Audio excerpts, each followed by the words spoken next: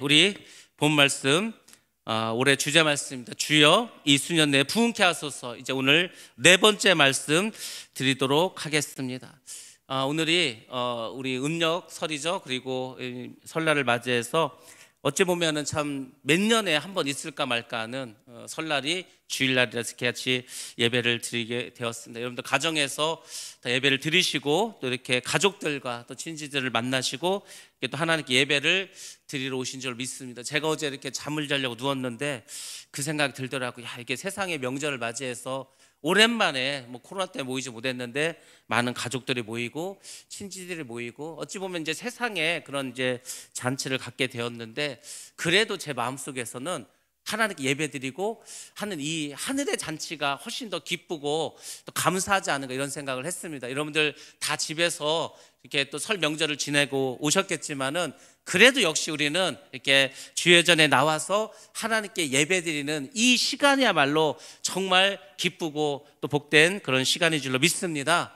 왜냐하면 우리는 구원을 받은 사람들입니다. 구원을 받았다는 게 얼마나 큰 은혜인지 여러분들이 지금은 잘 모릅니다. 우리가 아직도 이 구원받은 이 기쁨이 이게 얼마나 복된 일인가를 다 알지 못합니다. 우리가 하늘나라에 가면 내가 정말 구원받은 게 엄청난 일이었구나, 이게 정말 복된 일이었구나, 그때 여러분들이 깨닫게 되실 것입니다. 그래서 우리 날마다 이렇게 주의자 나와서 예배드리는 이 시간이 정말 잔치의 시간이고 기쁨의 시간이고 복된 시간으로 하나님께 영광 돌리고 우리 안에 서로 사랑하면서 기뻐하는 이런 시간이 날마다 되시기를 주의 이름으로 축원합니다.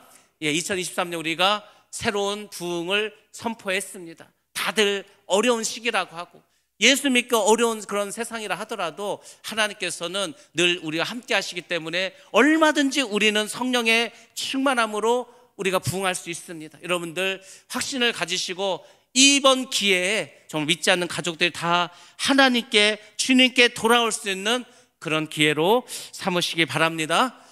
하박국은 하나님의 말씀을 기억했습니다. 하나님의 말씀 뭐냐면 너희가 다시 이 땅으로 돌아올 것이다, 너희가 다시 이스라엘로 돌아올 것이라는 그런 예레미야 선지자의 예언의 말씀을 믿었습니다. 그리고 하박국 선지자는 부흥을 위해서 하나님께 기도했습니다. 우리가 기도할 때 어떤 마음으로 기도하는 게 중요한지 아십니까? 항상 하나님의 말씀을 붙잡고 그 말씀을 믿고 확신을 가지고 기도하셔야 됩니다. 제가 이번에 이 표를 정하고 1월 달 동안 그동안 3번 말씀을 드렸습니다.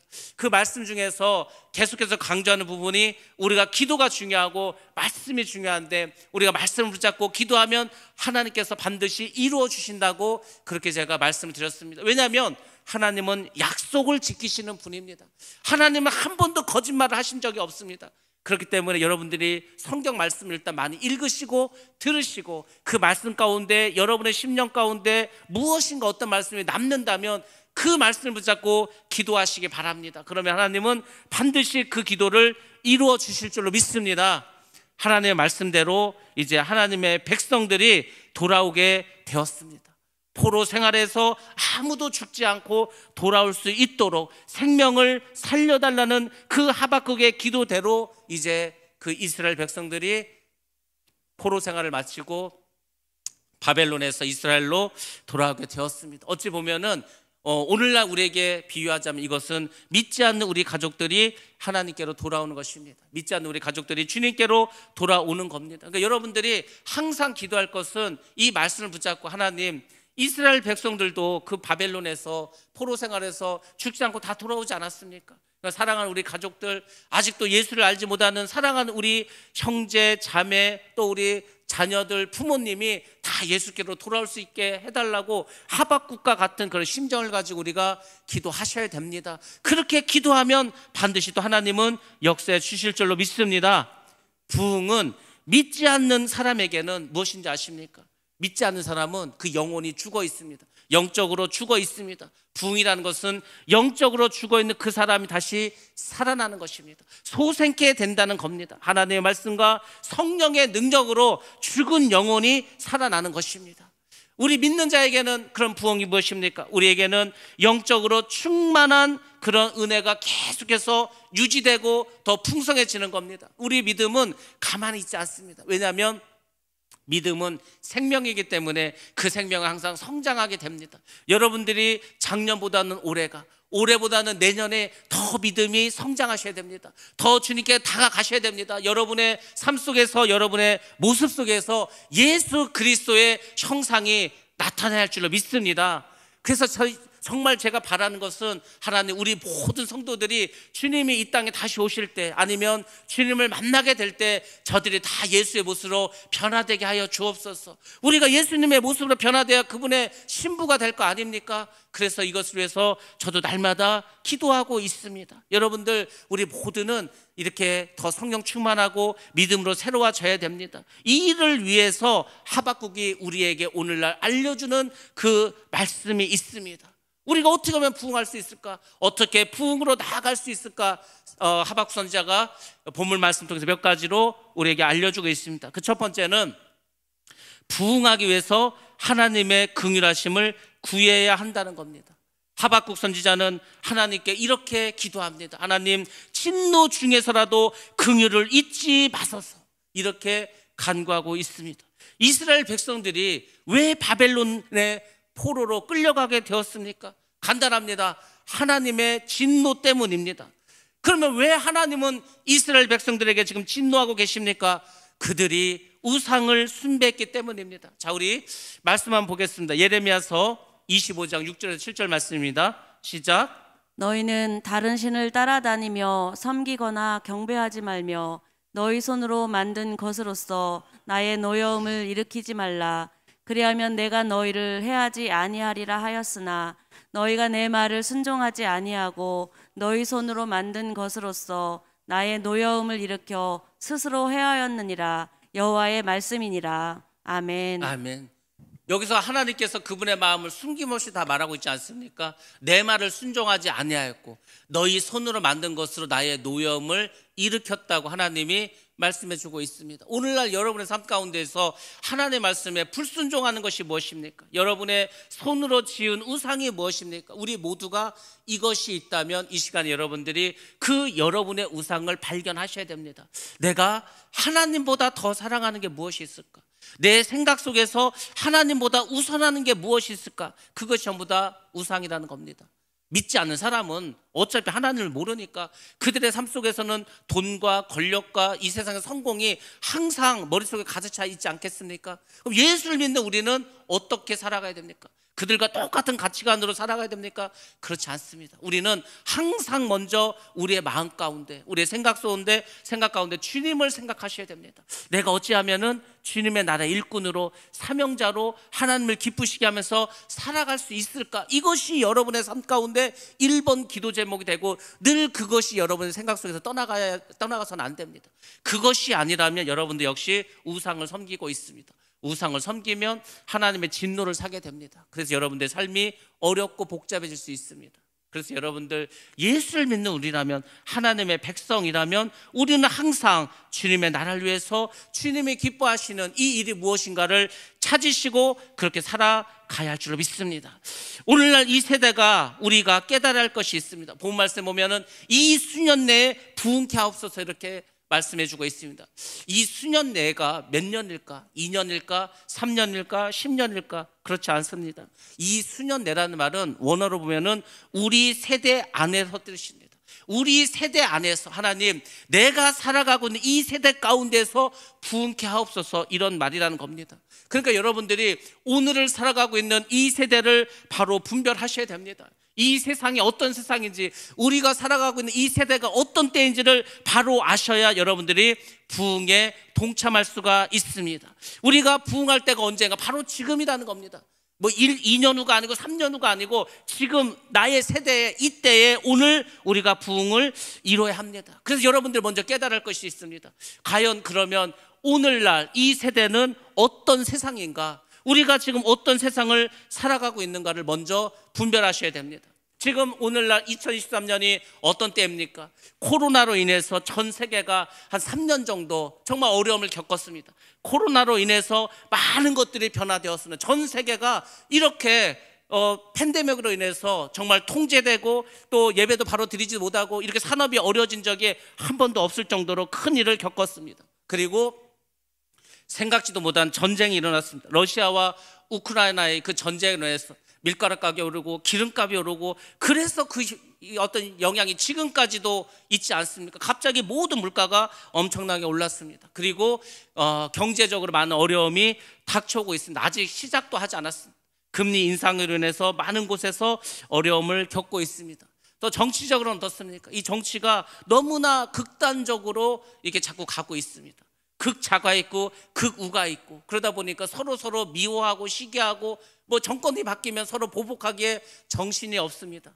정치 보복은 결코 누구에게도 좋은 것이 아닙니다. 그래서 이런 일들이 계속 반복해서 일어나고 있습니다. 우리 사회는 어떻습니까? 우리 자녀들, 우리 젊은이들 꿈이 없습니다. 비전이 없습니다. 또 연세 드시고 나이 드시고 혼자 사시는 분들 외롭고 힘들고 정말 하루하루 살아가는 게 고통스러운 직장인들도 마찬가지지 않습니까? 언제 내가 해고당할지 모릅니다. 그러니까 전 세대들이 어렵고 힘든 그런 생활을 좀 살아가고 있습니다. 근데 우리가 정말 봐야 될 것이 있다면 지금 이 세대는 하나님을 떠나는 세대라는 것입니다.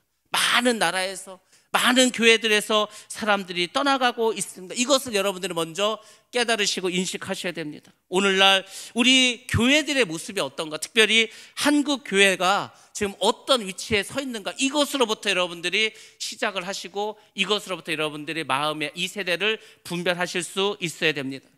우리나라 통계청에서 2008년도에 발표한 자료가 있습니다. 2005년에 인구 주택 총조사라는 것을 벌였습니다. 그래서 도대체 한국에서는 어떤 종교가 가장 많은 사람들이 믿고 있고 또 종교별로 몇 퍼센트를 차지하고 있는가, 그 통계 자료가 있는데, 우리가 생각할 때 그래도 한국에서는 역시 기독교가 제일 많지 않을까 이렇게 생각하지만, 우리의 생각을 벗어나서 제일 그래프 위에 있는 것이 뭔지 아십니까? 저 파란색이 불교입니다. 불교. 그래서 어떤 지도를 보면은 그 나라의 종교에서 가장 많은 퍼센테이지를 차지하고 있는 종교를 색깔로 나타내고 있는데, 우리나라가 불교 국가로 분류되어 있는 것을 제가 본 적이 있습니다. 우리나라에서 불교를 믿는 숫자가 가장 많습니다. 기독교가 빨간색인데 좀 올라갔다가 약간 떨어지는 게 있죠. 세 번째가 성당 카톨릭인데, 카톨릭은 급성장한 것을 우리가 알 수 있습니다. 저 카톨릭에 올라간 것은 전부 다 교회를 다닌 사람들이 성당으로 옮겼기 때문입니다. 왜 교회를 다닌 사람들이 성당으로 옮길까? 성당에 갔더니 11조도 안 해도 된대. 성당에 갔더니 술 먹어도 된대. 담배 펴도 된대. 그러니까 너무 믿기가 편했겠죠. 그래서 많은 기독교인들이 성당으로 갔습니다. 네 번째가 이제 원불교 정도로 이제 보시면 되는데, 제가 다음 보면은 조금 수치상으로 나와 있습니다. 저렇게 이제 숫자가 나와 있죠.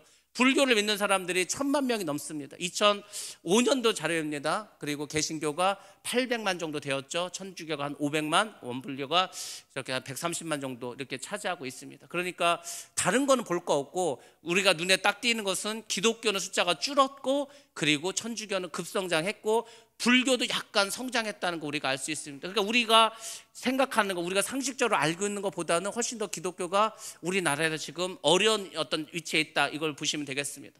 자, 가면 갈수록 조금 이제 어려운 이야기가 나오는데, 또 다음번 보시면은 가장 최근 자료입니다. 저기 보면은 이제 2021년 자료죠. 그래서 이제 가장 최근 자료인데, 이거는 통계청 자료는 아니고 갤럽 조사에서 1,500명을 상대로 설문조사한 것입니다. 그러니까 인구를 총 조사한 20년마다 한 번 하는데, 뭐 10년마다 하는 자료보다는 조금 부정확하지만 그래도 최신 자료이기 때문에 우리가 알아야 되는데, 저기 보시면은 자, 이제 기독교의 숫자가 17% 정도 되죠. 그리고 제일 문제가 뭐냐면 믿지 않는 사람들의 숫자가 60%로 늘어났다는 것입니다. 그러니까 지금 오늘날 한국 사회는 종교가 없는 사람들이 10명 중에 6명이 되었다는 겁니다. 저렇게 종교가 없는 사람들이 교회를 다니다가 뭐 성당도 마찬가지다. 그러니까 이제 아예 교회고 성당이고 아무 데도 안 나가고 나는 이제 무종교로 살아가겠다. 이런 사람들 숫자가 늘어나서 특별히 코로나 이후에 많은 수가 늘어서 60%가 지금 아무 종교를 믿지 않고 있고, 그리고 개신교는 17% 정도 이렇게 되고 있다. 여러분들이 아시면 되겠습니다. 자, 또 다음 자료 한번 보시겠습니다. 여기 보면은 개신교 주의 교단이 나와 있는데, 가장 큰 교단은 이제 합동이고, 그 다음에 통합이고, 그리고 이제 우리가 좀 여러분들이 설마 하지만 세 번째가 뭔지 아십니까? 제7일 안식교단입니다. 우리 안식교는 이제 이단이라고 이렇게 하고 있는데, 안식교단이 우리나라 세 번째 교단입니다. 그리고 그 아래 보면은 이제 하나님의 성회라고 해서 뭐 순복음교회가 있는 그런 곳이죠. 그리고 이제 뭐 감리교가 있고 여러 교단들이 있습니다. 그러니까 지금 저 교회들의 자료들이 지금보다는 저 자료보다 숫자가 더 줄어들었습니다. 지금 뭐 한 교단에서 몇십만 명이 코로나로 인해서 줄어들었다. 보통 한 14%에서 30%까지 교인들이 줄었다고 하니까 저 숫자도 지금은 더 많이 줄었다는 거 알 수 있습니다. 그 다음 보시면, 자, 비종교인의 호감도가 나와 있는데 저것도 한번 보시기 바랍니다. 믿지 않는 사람들이 어떤 종교에 대해서 가장 호감을 느끼고 있을까? 1위가 뭡니까? 불교입니다. 불교는 30%, 25%, 20% 이렇게 되어 있죠.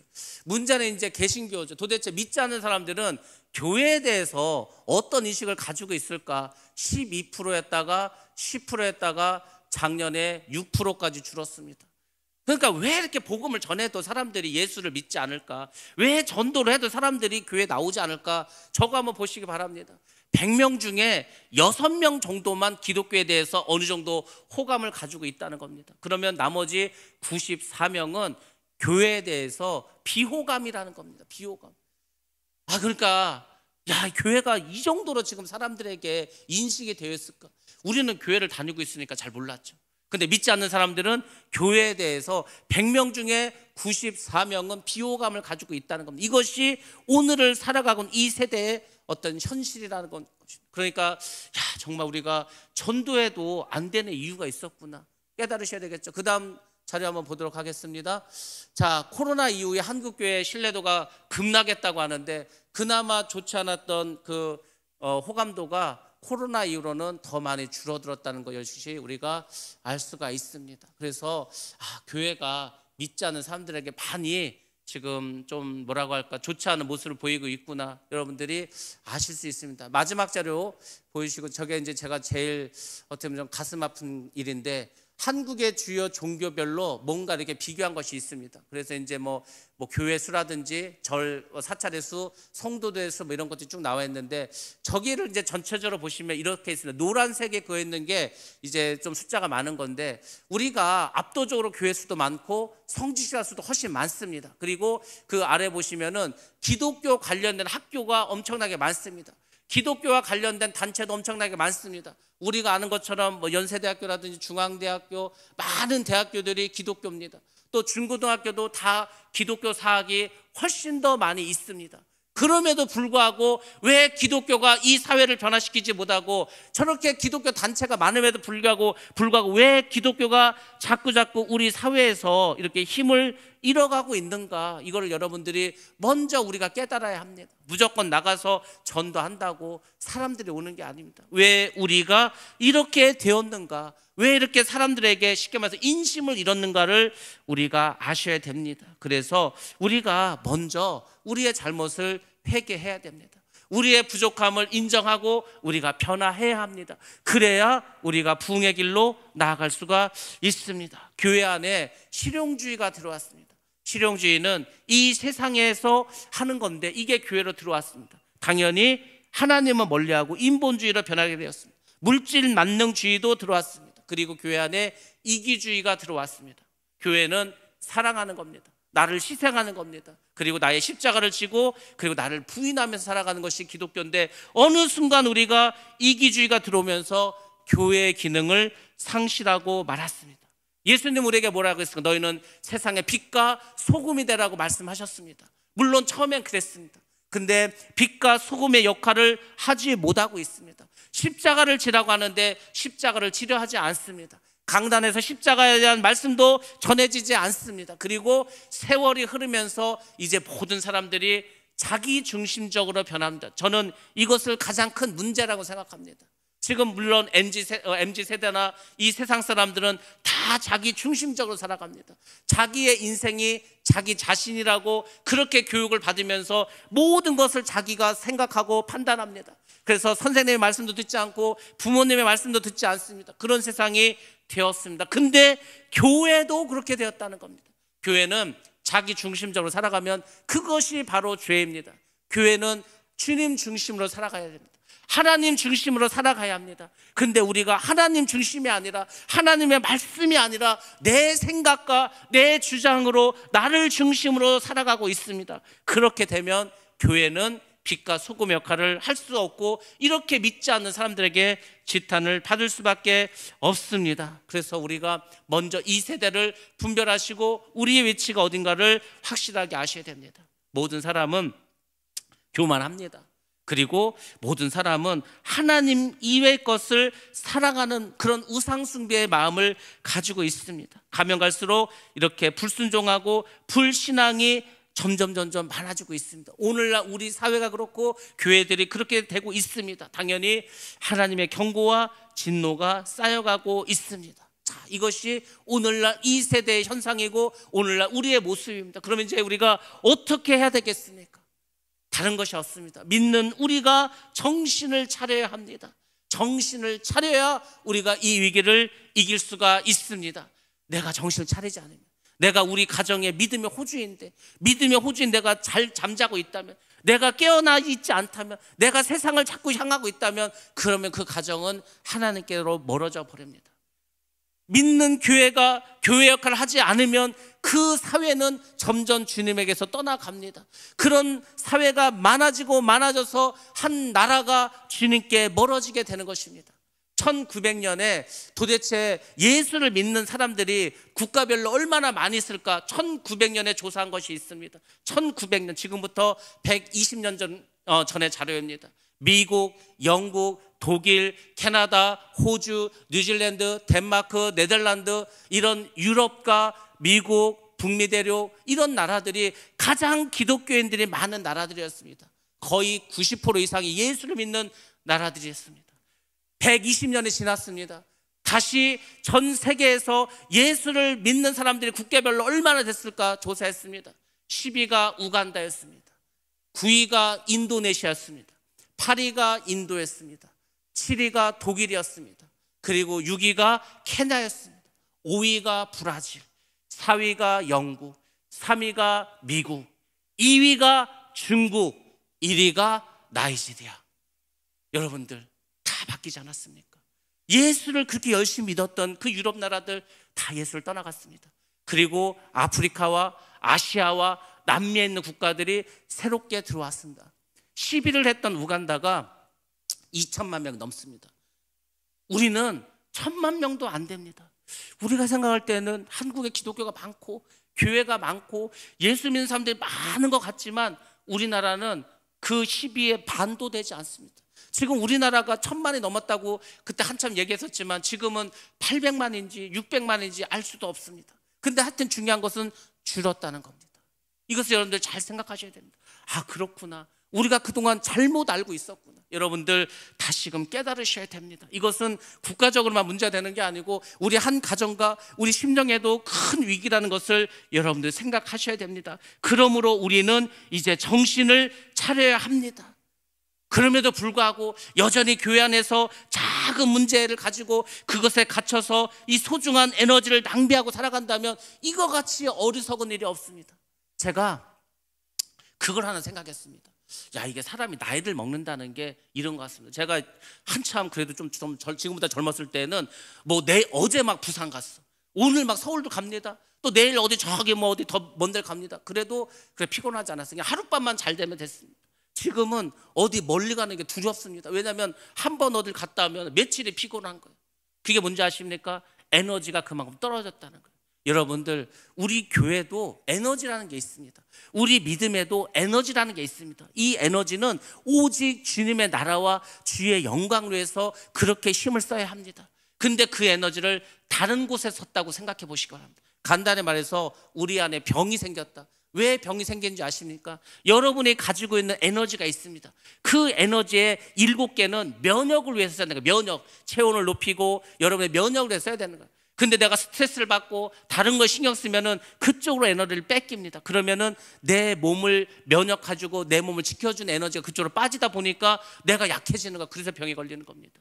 한 개인이든 교회든 나라든 우리가 그 에너지를 다른 곳에 쓰면 안 되는 거예요. 에너지를 낭비해서는 안 됩니다. 여러분이 우리가 무한한 에너지를 가지고 있는 게 아닙니다. 그래서 여러분들 우리가 이제 쓸데없는 데 에너지 낭비하지 말고, 쓸데없는 곳에 돈을 쓰는 게 아니고, 쓸데없는 곳에 우리의 어떤 정욕을 쓰는 게 아니고, 우리는 정말 주님의 일을 위해서, 정말 우리가 생각한 것보다 한국교회가 정말 위기구나, 우리 믿는 사람들이 정말 지금 어려운 위치에 있구나, 여러분 깨달으시고 우리가 정신을 집중하고 하나로 뭉쳐야 할 그때가 된 줄로 믿습니다. 그렇지 않으면 우리가 에너지 낭비로 인해서 점점 어려워집니다. 그래서 우리가 이렇게 힘들고 어렵기 때문에 우리는 하나님께 긍휼을 베풀어야 합니다. 항상 우리에게 긍휼을 내려달라고 하나님께 구하셔야 됩니다. 우리가 구령의 열정을 너무 많이 잊어버렸습니다. 영혼을 사랑하는 마음을 너무 많이 잊어버렸습니다. 그 열정을 너무나 다른 곳에 에너지를 써버리고 말았습니다. 프랑스의 극작가였던 장 콕트라는 사람이 이런 이야기를 했습니다. 사람들에게 물어봤습니다. 만약에 여러분 집에 불이 났다면 여러분들 집에서 무엇을 가지고 오겠습니까? 그렇게 물어봤습니다. 그랬더니 많은 사람들이 생각합니다. 글쎄, 우리 집에 불이 나, 여러분 어떻게 하겠습니까? 여러분 집에 불이 났습니다. 뭘 가지고 옵니까? 들어가서 목숨 걸고 들어가서 뭘 가지고 오겠습니까? 집문서를 가져오겠습니까? 현금을 가져오겠습니까? 보석을 가져오겠습니까? 아니면 자녀들, 잠자고 있는 가족들을 깨워서 데리고 나오겠습니까? 많은 사람들이 대답을 했습니다. 그때 이 사람은 그렇게 말했습니다. 나는 불이 나면 우리 집에 가서 불을 가지고 나올 거라고 말했어요. 불을 가지고. 그래서 많은 사람들이 생각합니다. 저 사람이 불을 가지고 나온다고 했으니까 그 사람이 집에 불이 났으니까 그 불을 가지고 나와서 집에 불을 끄려고 하나 보다, 이렇게 생각했어요. 여러분들도 그렇게 생각할지 모릅니다. 근데 그것이 아닙니다. 이 사람이 불을 가지고 나온다는 것은 뭐였냐면 불의 열정을 가지고 나오겠다는 겁니다. 왠지 아십니까? 집에 불이 났어.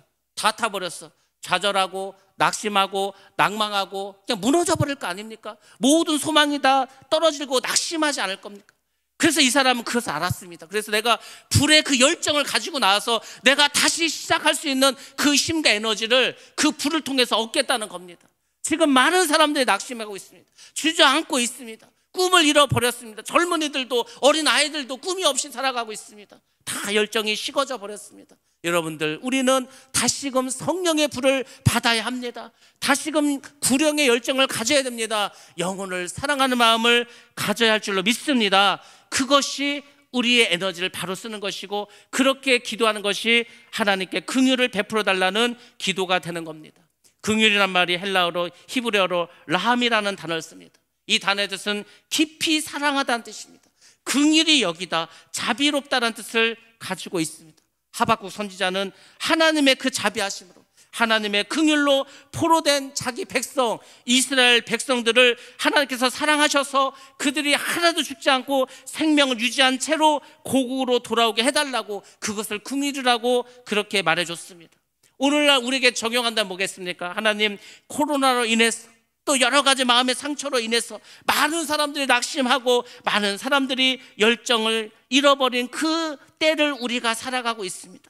많은 영혼들이 교회를 떠나가고 있습니다. 하나님, 하나님께서 긍휼하심을 베풀어 주셔서 그 영혼들이 다시금 교회로 돌아올 수 있도록 하나님 도와주옵소서. 우리에게 긍휼을 베풀어 주시옵소서. 이렇게 기도하는 것이 바로 하박국 선지자가 하나님께 긍휼을 구했던 그런 기도가 될 줄로 믿습니다. 여러분들이 항상 하나님께 이 긍휼하심을 구하셔야 됩니다.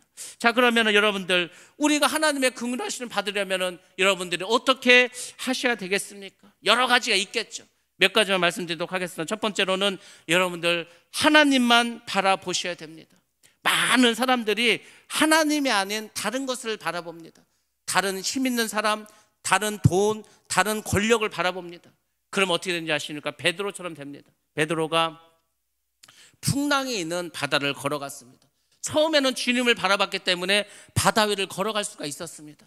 근데 어떻게 되니까 옆에서 갑자기 풍랑이 확 치니까 순간적으로 그 물결을 바라보고 마음속으로 두려운 마음이 들었습니다. 그리고 물에 빠지고 말았습니다. 여러분들 지금 이 세상에 얼마나 많은 풍랑이 있는지 모릅니다. 뭐 이자율이 몇 프로로 올라갔다, 지금 살기가 어려워졌다, 뭐 전쟁이 났다, 얼마나 우리의 마음을 불안하고 두렵게 할 일이 여전히 도처에 깔려 있습니까? 이럴 때 여러분들이 주님을 바라보셔야 됩니다. 아무리 옆에서 큰 지진이 일어나고 큰 전쟁이 일어났다 하더라도 우리는 주님을 바라보시고 모든 이 인류의 역사를 주관하시는, 역사하시는 하나님을 바라보시고 마음의 평안을 잃어버리지 않도록 여러분의 마음과 생각을 지켜야 할 줄로 믿습니다.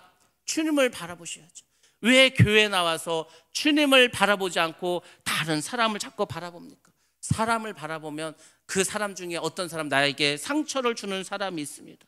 왜 나에게 상처를 주는 사람을 바라봅니까? 좋은 사람들 많은데, 우리가 아까 지금 말씀드린 것처럼 교회가 이렇게 믿지 않는 사람들로 인해서 욕을 먹고 믿는 사람의 수가 자꾸 줄어들고 교회는 나쁜 곳이다, 그렇지 않습니다. 여러분, 그럼에도 불구하고 교회는 선한 곳입니다. 그럼에도 불구하고 교회는 많은 사람들이 말씀대로 살아가려고, 어떻게든지 자기의 정욕을 죽이고 자기의 욕심을 버리고 그래도 말씀대로 살아가려고 노력하고 힘쓰는 사람들이 모인 곳이 교회인 줄로 믿습니다. 이 세상 어느 곳에 가서 우리처럼 이렇게 살아가려고 하는 사람이 어디에 있습니까? 그럼에도 불구하고 가장 힘들고 어려운 사람에게 구제하고 봉사하는 곳이 교회입니다. 가장 어려운 곳에 가서 목숨을 걸고 복음을 전파하는 거 역시 기독교인들입니다. 많은 욕을 먹고 많은 핍박을 받음에도 불구하고 하나님의 말씀대로 순종하려고 힘쓰고 애쓴 사람들이 여전히 기독교인이라는 것을 기억하시기 바랍니다. 바로 우리가 그런 사람들입니다. 우리가 물론 욕을 먹고 우리가 서로 여러 가지 좀 문제는 있고 좀 복잡한 건 있고 조금 서로 이렇게 서운한 점이 있다 하더라도 그럼에도 불구하고 교회는 사랑의 공동체인 줄 믿습니다. 여러분들, 어떤 사람이 헬스장에 갔습니다. 이 헬스장 갔더니 맨 뚱뚱한 사람만 있고 뭐 이상하네, 헬스장 가면 건강한 사람인 줄 알았더니 헬스장 갔더니 전부 다 막 살찌고 막 이런 사람이 있다는 거예요. 당연하죠. 살찌고 했으니까 살 빼러 헬스장 간 거 아닙니까? 교회도 마찬가지입니다. 교회를 갔더니 맨 죄인만 있던데, 교회 갔더니 맨 이상한 사람만 있던데, 그 죄인과 이상한 사람들이 어찌하는지 말씀에 순종해서 하나님의 성령의 능력에 의지해서 그 주님을 닮아가겠다고 힘쓰고 애쓰는 사람들이 기독교인들입니다. 세상 사람들은 그렇게 살아갑니까? 세상 사람들은 선하게 살려고, 자기 욕심대로 살지 않으려고, 착하게 살려고 그렇게 노력합니까? 그렇지 않습니다. 그나마 교회가 있기 때문에, 그나마 이때에도 저 김천에 가면은 용문산 기도원이라고 있지 않습니까? 그 산에 올라가면은 그 구국재단이라고 해서, 구국재단, 그 기도원이 생긴 지 이래로 한 70여 년 동안 하루도 안 쉬고 1분도 안 쉬고 24시간 하루도 한 번도 빼지 않고 계속해서 나라와 민족을 위해서 기도하고 있습니다. 나라와 민족을 위해서 1시간씩 교대로 하면서 한 번도 안 쉬고. 이게 쉬운지 아십니까?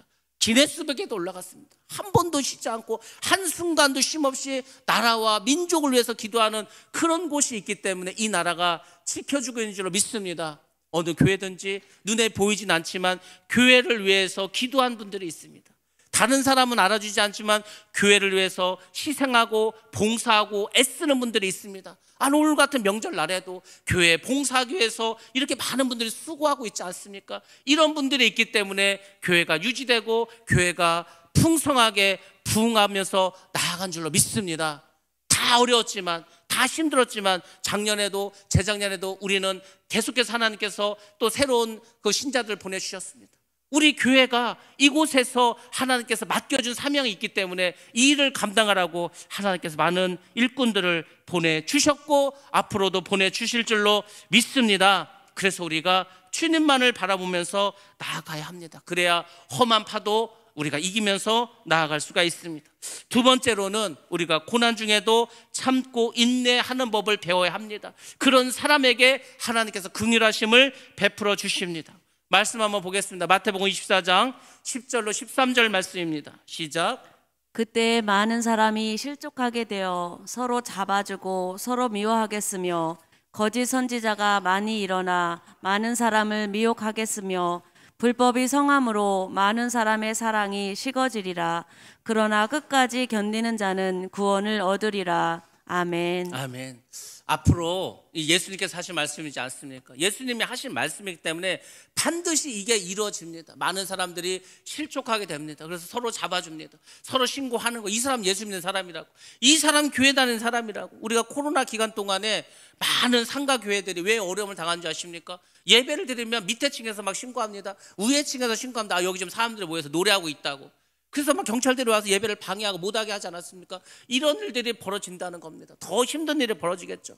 많은 거짓 선지자들이 일어납니다. 많은 사람들 미혹하게 될 겁니다. 많은 사람들이 예수를 믿고 구원이 있다고 가는 줄 알았는데 엉뚱한 길로 갈 수 있습니다. 불법이 성해집니다. 사람들의 사랑이 식어집니다. 그래서 어떻게 된다는 겁니까? 이 예수를 믿는 것 자체가 힘들어지는 그런 세상이 올 수 있습니다. 근데 예수님께서 우리에게 희망의 말씀, 소망의 말씀을 마지막에 주셨습니다. 그러나 끝까지 견디는 자는 구원을 얻으리라. 여러분들이 구원을 받으려면 어떻게 되는지 아십니까? 끝까지 견뎌야 됩니다. 생명의 면류관을 받아 쓰려면 여러분들 끝까지 충성하셔야 됩니다. 내가 죽도록 충성하라. 그러면 생명의 면류관을 내게 주리라 하지 않았습니까? 여러분들, 우리가 충성하는 것은, 우리의 믿음은 끝까지 가야 됩니다. 중도에서 멈추면 안 됩니다. 중도에서 멈추면 거기까지입니다. 우리의 구원은 이 목숨보다도 더 중요합니다. 왜냐하면 이 세상은 우리가 많이 못 삽니다. 많이 살아야 100년입니다. 그렇지만 우리의 영혼은 영원히 살아갑니다. 그래서 여러분들이 정말 극심한 고통이 있고 극심한 환난이 있을 때 혹시라도 여러분이 이 믿음 때문에 내 생명을 내놓아야 될 때가 있다 하더라도 여러분, 육신의 생명을 버려서라도 우리는 영원한 영혼의 생명을 얻어야 할 줄로 믿습니다. 그래서 끝까지 순종하라는 거예요. 끝까지 충성하라는 겁니다. 예수님께서는 우리가 참고 인내하면은 하나님께서 함께 하시고 긍휼을 베풀어 주신다고 말씀해 주셨습니다. 여러분들이 힘든 거 어려운 거를 왜 하나님이 모르시겠습니까? 다 알고 계십니다. 저도 그래서 그런 경험이 있다고 하지 않았습니까? 너무 힘들어. 육체적으로도 너무 힘들어. 또 마음적으로도 너무 힘들어. 여러 가지 너무 고통스러운 일이 많아. 그래도 한 번도 그것에서 원망불평하지 않고 그래도 기도하고 그래도 말씀대로 살려고 어쩌다 애를 써. 그럼 하나님께서 기도 중에 말합니다. 말씀을 주십니다. 참 고맙다. 네가 이렇게 해서 너무 고맙다. 나도 네가 힘든 거 알아. 네가 고통스러운 거 알아. 근데 네가 그래도 이걸 믿음으로 이기려고 해서 너무 고맙다. 여러분들, 하나님께서 고맙다, 내가 너를 정말 고맙게 생각한다, 이렇게 하나님이 말씀하실 수 있는 그런 사람이 되시기 바랍니다. 하나님이 고맙다고 하시면은 그 사람 하나님 그만두겠습니까? 그 사람의 아픔을 하나님께서 외면하시겠습니까? 그렇지 않습니다. 항상 여러분들, 우리는 고난 가운데서도 인내하면서 소망을 가지고 끝까지 천국을 붙잡고 우리는 나아갈 줄로 믿습니다. 마지막 세 번째입니다. 이런 기도의 자세를 가지셔야 합니다. 이런 기도가 무엇일까? 제가 많은 분들의 기도를 보았습니다. 들어왔습니다. 근데 오늘 여러분에게 소개할 분이 있습니다. 이분은 루마니아의 목사님이었습니다. 루터교 목사님이었습니다. 이름은 리차드 범블란트라고 하는 유명한 목사님입니다. 이분이 루마니아가 이제 어떻게 됐습니까? 공산주의가 들어왔습니다. 1945년에 공산화가 되었고 이분이 목사이다 보니까 이제 체포를 당하게 되었습니다. 1948년에 체포를 당했습니다. 그리고 감옥에서 14년 동안 있었습니다. 공산당들이 목사를 가장 싫어합니다. 목사를 가장 증오합니다. 14년 동안 감옥에서 끊임없이 고문을 했습니다. 그리고 때로는 마취를 시켰습니다. 그리고 힘들 때에는 먹을 것도 주지 않았습니다. 14년 동안 정말 이분이 너무너무 그 감옥 속에서 고통 가운데 있었습니다. 어지간하면은 다 이제 예수님을 버리고 이 감옥에서 나올 텐데 이분은 끝까지 믿음을 견뎠습니다. 혼자 있을 때는 기도하고 또 끌려가서 고문당하고, 이게 하루 이틀이 아니었습니다. 너무나 많은 시간을 이렇게 보냈습니다. 이분이 계속해서 마취 주사를 맞고 고문을 당하다 보니까 점점 기억을 잃어버리고 말았습니다. 나중에는 성경의 말씀들도 잃어버리기 시작했습니다. 여러분들 14년 동안 감옥에 있고 성경도 보지 못하는데 어떻게 성경 말씀을 기억하겠습니까? 계속 고문을 당하는데 지옥과 같은 삶을 살았습니다. 그런 가운데서도 그 분은 이것을 잊지 않고 정신을 차리고 이거를 기억하고 기도했습니다. 여러분들이 바로 이런 기도를 드릴 줄 알아야 된다는 겁니다. 우리가 이런 기도를 배워야 한다는 겁니다. 이렇게 기도하셨습니다. 하나님, 응답해 주시지 않아도 하나님을 사랑하겠습니다. 여러분들은 하나님께 기도를 했을 때 하나님이 응답해 주시면 하나님을 사랑하고, 그렇지 않으면 하나님을 사랑하지 않고 뭐 그렇지 않겠습니까? 이분은 기도한다, 그렇게 고백합니다. 하나님께서 내 기도를 응답해 주시지 않아도 나는 하나님을 사랑하겠습니다. 또 이렇게 기도합니다. 하나님 아버지께서 나를 만나 주시지 않아도 평생 주님을 섬기겠습니다. 이게 쉽겠습니까? 이분은 지금 감옥 속에 있습니다. 아무 소망이 없습니다. 늘 그 고문 가운데, 고통 가운데 있습니다. 그렇지만 하나님께서 나를 여기서 건져달라는 그 기도를 응답해 주시지 않아도, 하나님 이 감옥 가운데서 자기를 만나주지 않아도 하나님을 사랑하고 주님만을 섬기겠다고 이렇게 고백합니다. 많은 사람들이 왜 교회를 떠난지 아십니까? 솔직히 말씀드리면 이겁니다. 내가 교회를 다녔는데 잘 되는 일이 없다는 거. 기도를 해도 하나님이 응답해 주시지 않고, 하나님이 만나 주시지 않고, 여전히 나는 되는 일이 없고 몸은 아프고, 그럼 뭐하러 교회를 다니냐는 거죠. 그래서 많이 떠났습니다. 사실은 하나님이 그런 분이십니까? 하나님 정말 없습니까? 하나님이 정말 여러분 기도를 안 듣고 계십니까? 그렇지 않습니다. 보고 계십니다. 알고 계십니다. 단지 하나님은 여러분이 그걸 깨고 나오라는 거예요. 그 단계를 깨고 나오면 정말 하나님과 늘 동행하고 함께하는 그 역사가 있습니다. 하나님은 사람을 그냥 쓰지 않는다고 하지 않았습니까? 훈련시키십니다. 테스트를 합니다. 그 연단을 여러분 다 이기고 나가고 딱 그것을 깨고 나오는 순간 여러분에게는 정말 그 은혜의 바다에서 헤엄칠 수 있는 그런 영광스러운 자들이 됩니다. 근데 많은 사람들이 거기에 가기 전에 다 포기해 버립니다. 거기 가기 전에 그냥 교회를 떠나버리고 맙니다. 그 영원히 하나님을 만나지 못합니다. 여러분들 힘들어도 어려워도 하나님 당장 응답해 주시지 않아도, 그리고 하나님 당장 만나주지 않는다 하더라도 나는 하나님을 사랑하고 하나님을 떠나지 않고 하나님을 섬기겠습니다, 이렇게 고백하시고 기도하시기 바랍니다. 그 사람을 하나님이 긍휼히 여기십니다. 그래서 그 사람을 만나주시고 응답해 주십니다. 14년의 시간이 흘렀습니다. 이분이 이제 많은 것을 잃어버렸습니다. 기억도 잃어버리고 건강도 잃어버리고 모든 것을 잃어버렸습니다. 감옥에서 나오는 날 이분이 성경 말씀도 다 잃어버렸는데 그 망각된 의식을 기억하고 기억해내서 이렇게 어떤 말씀이 떠올라서 그 말씀을 되뇌면서 이분이 감옥에서 나왔습니다. 그 말씀이 창세기 29장의 말씀인데 이분이 이렇게 조금 바꿨습니다. 야곱은 라헬을 얻기 위하여, 성경엔 7년인데 야곱은 라헬을 얻기 위하여 14년 동안이나 일했으나, 자기가 지금 감옥에 14년 있지 않았습니까? 라헬을 사랑한 까닭에 수일처럼 여기더라.